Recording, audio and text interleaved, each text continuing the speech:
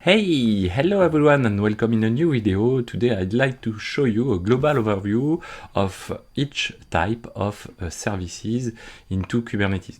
So don't hesitate to subscribe to the channel to not miss the next video, and don't hesitate to discover all playlists on this channel. You can like and comment this video, of course, to support me. Let's go. In a previous video, two video before, we discovered that and we created our first service, and we discovered the service CLI. And what is a service? Of course, service can allow us to create like a TCP load balancer at level 4, and that provides us DNS, a specific DNS into Kubernetes. We saw many things about that. We discovered the CLI. We can create, for example, a deployment, and we can use a kubectl expose to expose a specific deployment, and we will see that we can use also the kubectl create service CLI to create a specific service. So you can create a service with kubectl expose or kubectl create service. What we saw also, we discover, of course, the declarative mode to create the service, and we can generate, for example, with --dry run equal to client, we can generate a service with -o YAML to, for example, to create a file with a skeleton of service. And that's it, I think. The port, and we discovered just in the previous video how to debug, for example, a Kubernetes pod. That's really useful. We will see that in this video. So let's go today for the service types. Remember that we have 4 services into Kubernetes. The first one is the cluster IP. Useful. This is really useful. As usual, we use cluster IP to connect, and yes, to connect app into Kubernetes. For example, with a database, if your database is into the cluster, or in multiple application connection in your Kubernetes cluster. We will discover the node port too. The node port is really useful, for example, to troubleshoot into Kubernetes, or specifically when you want to set, for example, an Nginx controller into the cluster, or Nginx or HAProxy or traffic, or what you want. But it's really useful when you want to use a port, a dedicated port on your server, not on your host, not on the bridge, on the pod and containers into your cluster. After that, we will discover the load balancer. The load balancer, we will just discover that theoretically, because we need for that to have a cloud provider. This is not our case here, but I just explained. I will just explain how it works. This is really simple to understand that. And in the final part of this video, we will discover the external name.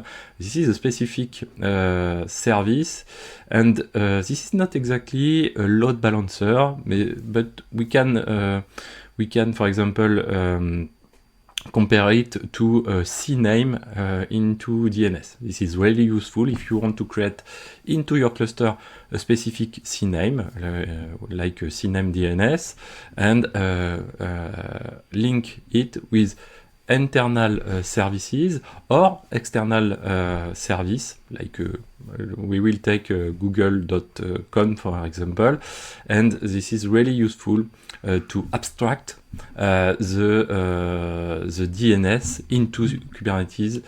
For example, really useful when you want to migrate a service into your Kubernetes cluster and don't change many things into it. And in the last part of this video, we will discover what is the endpoint. Let's go. The first one is cluster IP. We won't go in deep dive into it. We will see in the next video how behind the hood all works with, for example, the IP tables and the kubeproxy, how it works. But cluster IP is really simple stuff. That means what? We create a service into our Kubernetes cluster. For this service, we have a specific IP that the Kubernetes cluster provides to it, and a specific port for this service. But this service is like a load balancer, so this is our entry point or our front end of our load balancer, so with a specific IP and a dedicated port. But behind that, we have some backends, one or many backends, and of course, each backend is like our pod. For example, here we have two pods, this worker and another worker, and for this pod we have an IP and a target port, and for this other pod we have another IP and a target port too. And if you want, with for example, we can say that these two workers is only one deployment and only, for example, one application, the app 2, for example, and we want to connect app 1 on the left with app 2.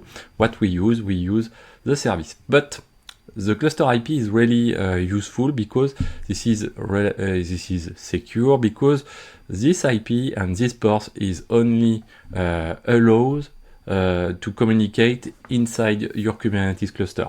You can't use your laptop or your external network to connect to this service and this IP or port. Okay, so this is the cluster IP. Also, we can, for example, we can make a little test. I can go into our Kubernetes cluster on our first node, okay, and I can create here a new deployment, kubectl create deploy. We are in the default namespace. Kubectl create deploy, which deployment named Nginx, for example, and dash image Nginx, like here.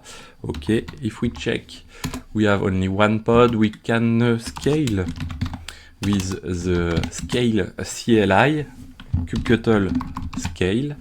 What we scale the deployment, or just deploy, and this deployment is named Nginx, and the number of replicas is, for example, here we want 10 replicas, yes. And let's go. Now we have 10 pods, and now we have 10 pods up and running, okay, and we want to create a service dedicated to load balance all our traffic to each pod. And to do that, we can use kubectl expose or kubectl create. For example, we can use kubectl create service, and the name of the service, in our case, this is cluster IP,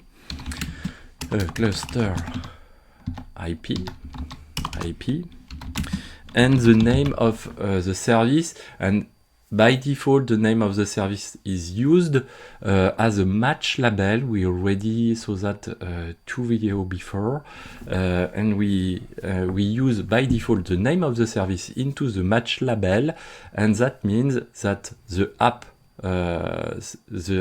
is the key, but the value is Nginx in our case, and that match, of course, all pod with the same label. So if we use that, we need to specify the TCP port. So we are in what is it? Create. Oh, maybe I just need to check with the help.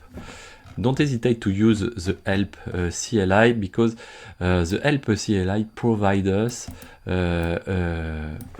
specific some examples. So this is really useful. So here we can use TCP, and what we want to make, we want to use TCP like here, and the target port is, of course, this is an Nginx. The target port of our containers and pod is 80, so we can create the service like this. And if we use kubectl get service, we can see that we have one service here, so we can try to test it. And by default, because we use K0s, maybe it works. Yes, it works, but this is not common that it works. By default, normally it doesn't work. But for example, if we go outside of the cluster, and if we take the IP, so we can use hostname -i like here, and if we want, we can test, for example, a curl outside of our cluster like here.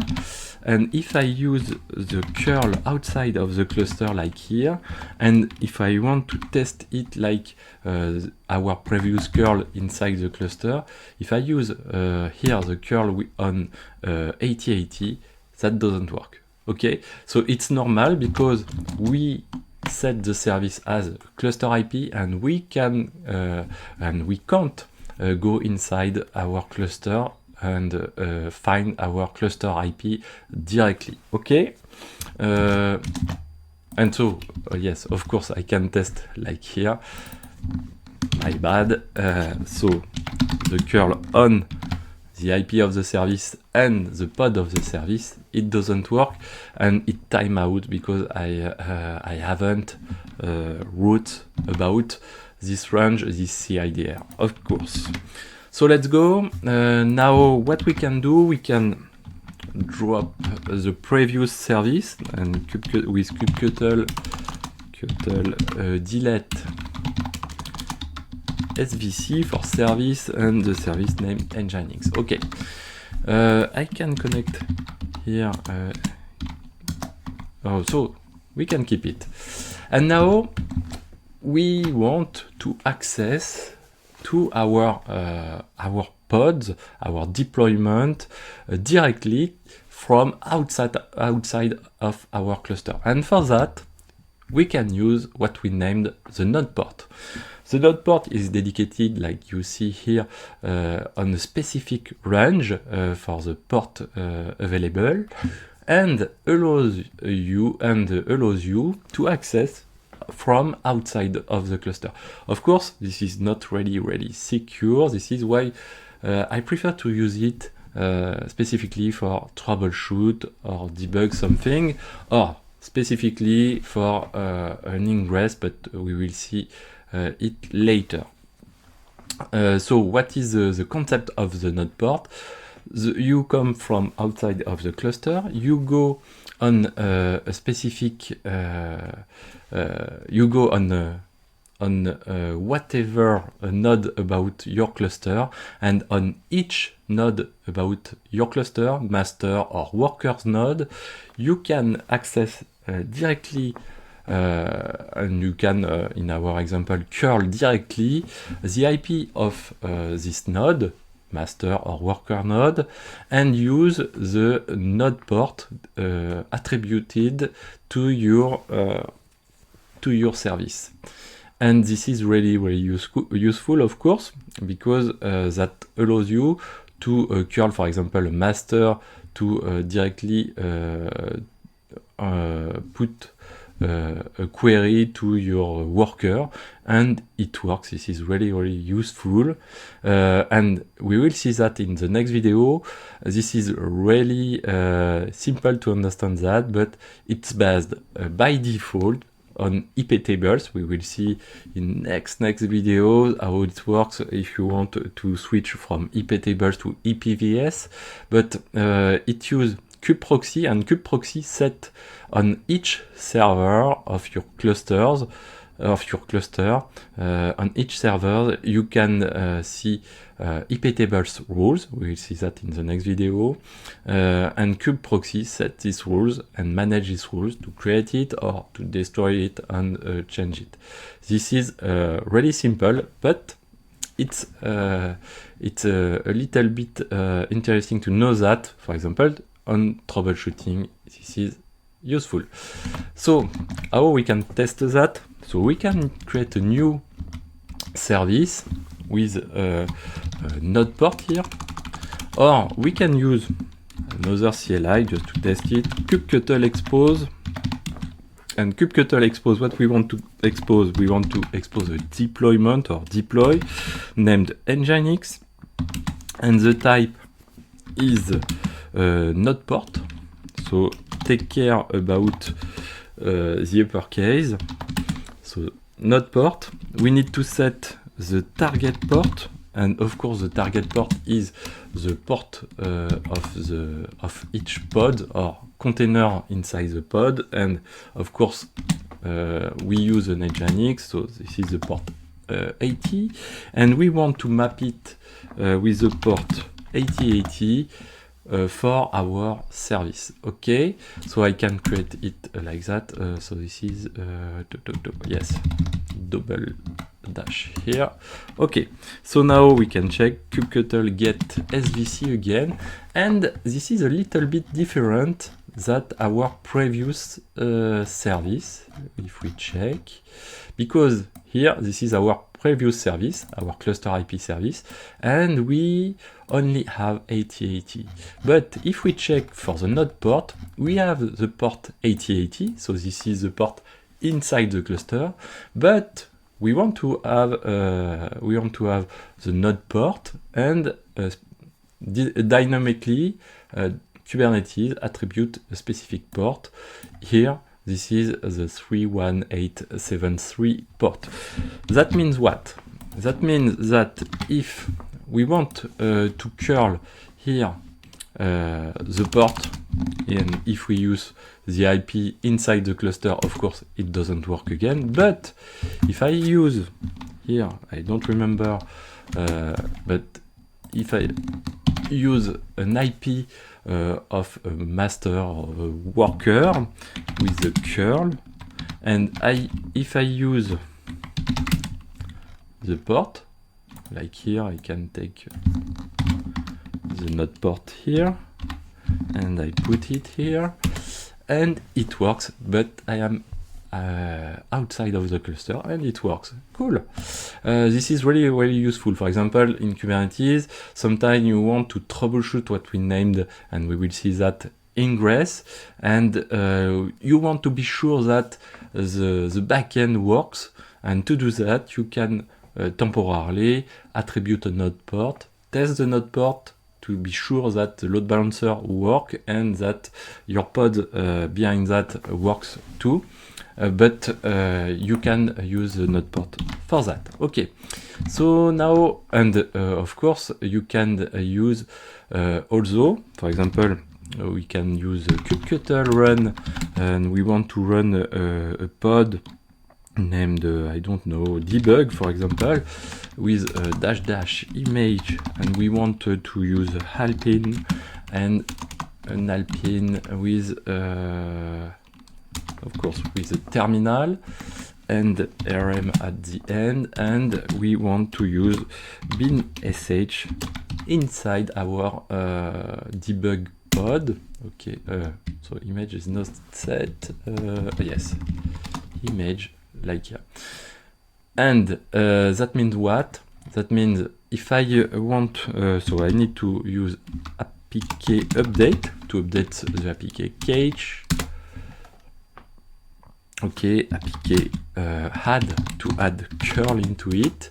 And for example, if I reuse here the IP of the cluster, the service, like here, I am inside the cluster now, and I can use the port 8080 on the IP of the service, and it works again. Okay, cool. Of course, it works also to use the external IP, like here, and the external port, but this is not the purpose, and if we do that, we are a little bit stupid to do that, because it's better to use the Kubernetes network. Okay, so this is for the node port, and you can see here the range for the dynamic port. Okay. Let's go now for another example. This is what we named load balancer. So load balancer is really useful. Generally, we use it with a cloud provider when we use a Kubernetes, managed Kubernetes, but you can use it, for example, on bare metal when we use what we named Metal LB, for example. And how it works, this is like when you create a service here, like our previous service, we want to attribute an external IP managed by an external load balancer. Imagine that your cloud provider as a NAS proxy or Nginx or stuff like that, and behind the hood, this load balancer create and manage a dedicated IP for your service. So that means that take a little bit of time to create this service, but that take 1 minute or 2 minutes, and attribute a dynamic IP to our service, and allows you, of course, to go and to use this IP from an external traffic and go inside your cluster from this IP, and of course load balance on your deployment like previously. How it works? It uses what we named, and we already have seen that we have two kind of controller manager, and the second controller manager is named Cloud Controller Manager, and that allows you to connect your cluster directly with this external load balancer. For example, Google load balancer with JKE, or AWS load balancer with EKS, etc. And this is totally transparent. You don't need to manage this stuff. It automatically set by your cloud provider, of course. Okay. And where you can find and check if you have or if you use a load balancer, you can check it, for example, with kubectl get SVC, get services, and you can check here we have external IP, and when we use a load balancer service, like here, we need to wait 1 or 2 minutes, but after that you can see here an external IP. This is not a service IP or pod IP or an IP into your dedicated network inside the cloud, but an external IP managed by the external load balancer managed by your cloud provider. Okay, that's it for that. Now the last one, so the external name. External name, like I said, it's like a CNAME. For example, here we want to use google.fr or google.com inside our cluster, but I don't want to use directly this DNS. Why? Sometimes it's just to have a logic element to ensure to not depend from the specific DNS. for Google it's not really useful, but for example inside the cluster, if you want, you can use a dedicated namespace where you work with a database, but you want to migrate your database and use another database inside another namespace, and you can just keep the previous service name, so the previous DNS provided by the service name, and switch it in a transparent mode with this kind of stuff. So let's go to test it. How we can test that? For example, we can test with Google to test. We can use, and we can create a service like that. And we want, of course, API version set to v1.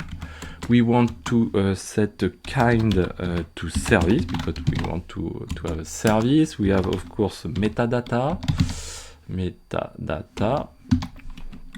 and the name of the service, and the name, remember, this is what we can use inside our cluster for our DNS. Here, for example, we can set it to my Google, like here. And now we are in the namespace default right now. So we can push it into the namespace default, and we have some specification about this service. And in this specification, we have the type. So the type is external name, like here. Take care about the uppercase, and we have the target.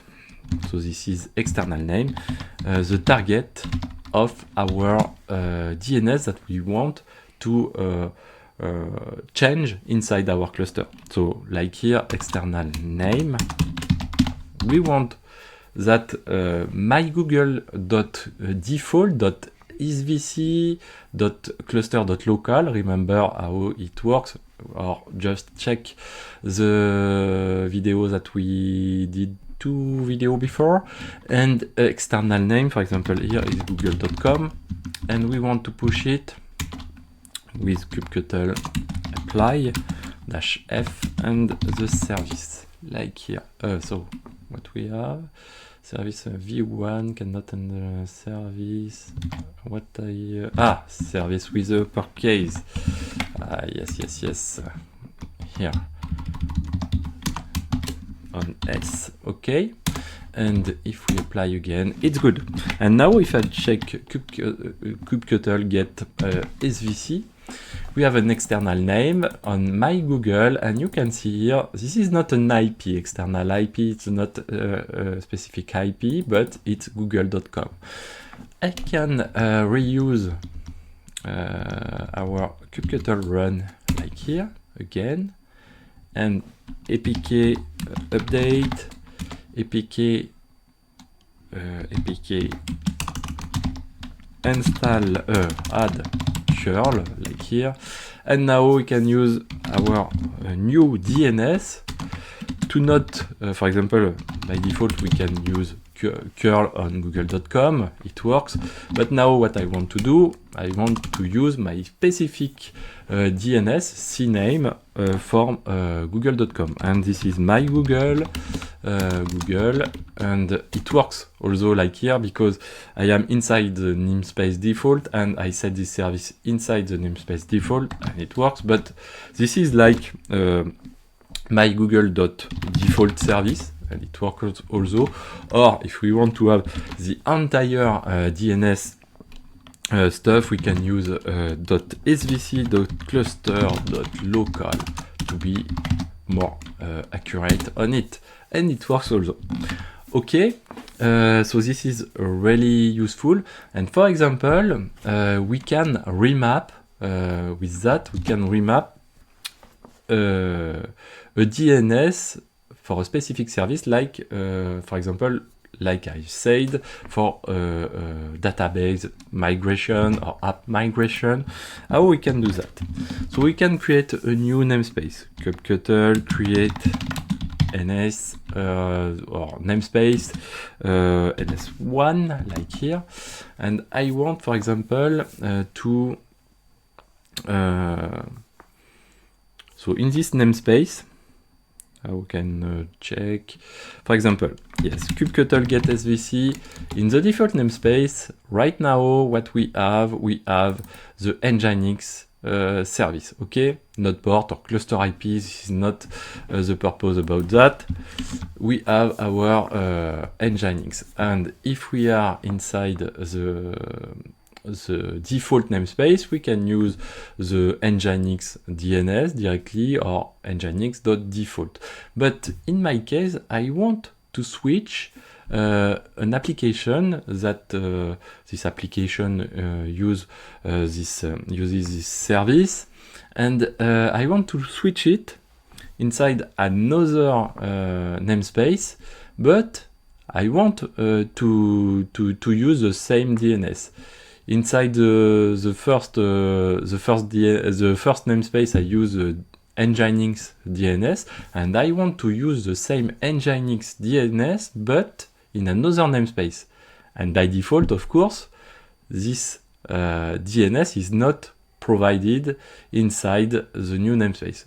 And to handle that, how I can do that, I can create an external DNS inside our new namespace. So I can, for example, change. So I can kubectl. So yes, I can directly edit it here. So we have a service, and in our case, this is Nginx. I want to have an Nginx into our new namespace NS1, and I want to use or to remap the Nginx default svc cluster.local. And if with that, if my application that I want to migrate from the default to NS1 namespace, I can switch it and use the Nginx DNS, and this application don't see that I use another DNS, because we create like that a CNAME. And if I push that, kubectl, so I can recheck, yes, kubectl apply -f and on service, like here, and if I use kubectl get svc but on the namespace ns1, I have this external IP, and that means that if I use kubectl run on ns1 and ns1, like here, this is like if I push an application and I use apk update, apk add curl, and that allows me to use a curl on Nginx directly. Normally Nginx dot I don't remember. Yes, this is the port 8080. Sorry, 8080, and it works. But inside the namespace ns1, no deployment. This is my default namespace that I target like that. This is here. This is not. This is Nginx ns1 .svc .cluster .local, and when I do that, this is exactly the same thing. Like, I don't know if I can use directly to ping, for example, and we can see here the IP, and this IP is my IP inside, not the NS1 of course, but inside the default namespace here. You can see this is exactly the same IP. Okay, so this is exactly, for example, I use Nginx .default .svc .cluster.local like that. Okay, so this is just a CNAME. Okay, so now some other things for the last part of this video. This is the endpoints. Endpoint is really important because this is the pod list that match that match the match label for a specific for each service. For example, let's go like that. If I use kubectl get svc like here, I can see here I have my service name Nginx. I can use, for example, kubectl describe, of course, describe svc for service Nginx again, and I can see here we have endpoints, and endpoints is the list of each IP and target port for each pod that match the match label. Remember the match label for kubectl get svc nginx -o YAML, for example. You can see here we have a match label. Where is it? Here, match label selector. So just selector here. Selector based on a key named app and the value Nginx. And how it works behind the hood. This is a selector on pod, and if I use kubectl get pod like here, and I just take one pod like here, -o YAML like that, and you can see we have the template of, so we have the pod, and the label of pod, labels of pod is app for the key and Nginx for the value. Of course, how it is set is it is set by the kubectl get deploy and the deployment name Nginx.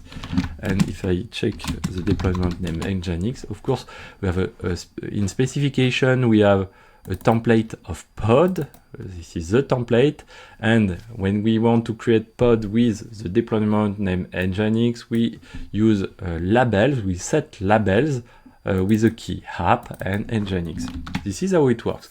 And you can check, for example, kubectl get endpoints or endpoint or kubectl get IP like here. And you can see here we have an endpoint for our specific service. So this is the same name, Nginx, and the list of each IP of each pod and target port, like here. So I can, for example, I can use a curl on it, but inside the pod, so it doesn't work here like that. So, no, it works. It's cool. So it works, but this is due to K0s. By default, normally, it's not sure that it works. And with the kubectl get endpoint like that, of course, we have 7 here plus 3 pods. So this is the name, the number of the replicas that we want to have for this deployment. But this is really interesting to have the endpoint, because when you want to check if a service match pod or not,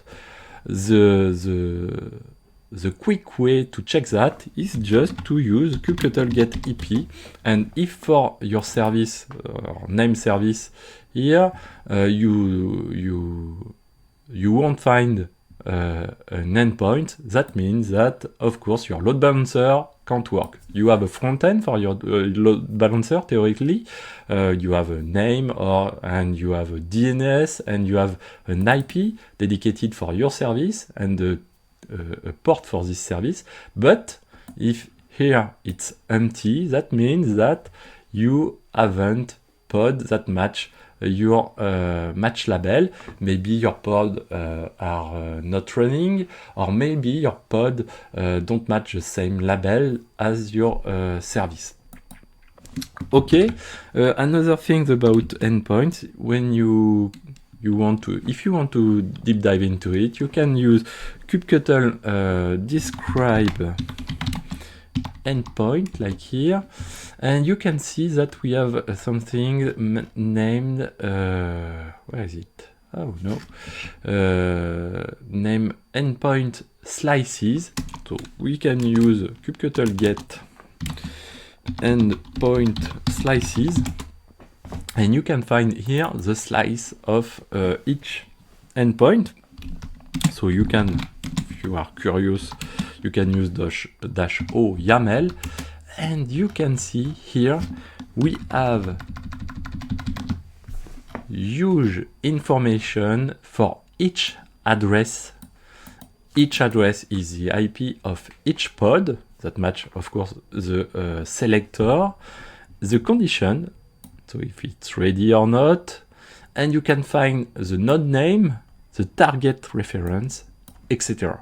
So this is really interesting to know that. And if you have many replicas for the same deployment, for example, if you have more than 100 pods for one deployment, slices is really important, because to reduce, to have a better latency, you need to handle slices.